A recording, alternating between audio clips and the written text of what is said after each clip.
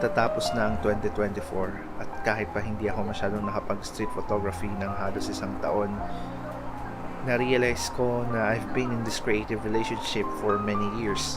At tuwing tinitignan ko ang mga nakuhanan kong larawan, naging reflection to ng sarili ko sa loob ng halos 8 taon.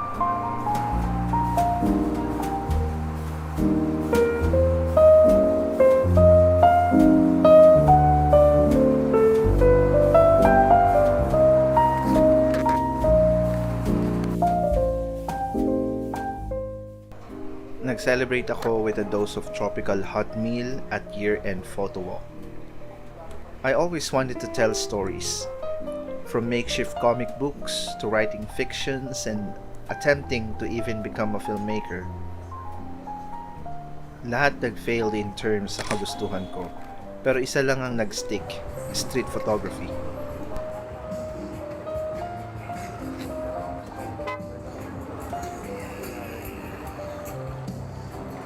Nagsimula ang lahat sa paggamit ng Chinese brand smartphone na may mabagal na shutter speed.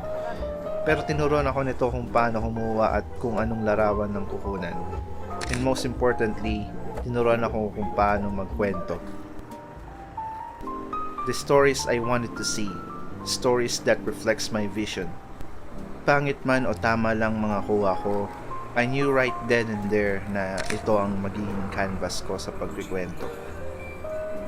And so I keep walking, now rocking a 13-year-old machine I bought from the second-hand market. It does what I need. Naging lapis siya sa blankong papel na ginagamit ko para isulat ang pinakamahabang draft sa buhay ko. Pinupunit bawat pahina tuwing lalabas para kumuha ng litrato upang matuto at ulit-ulitin.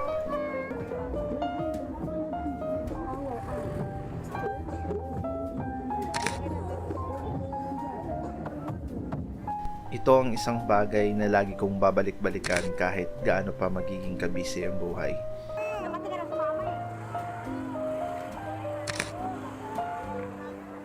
Hindi lang to tungkol sa pagkuha ng larawan o paglikha ng kwento. It's about creating a communication between yourself and the world that surrounds you.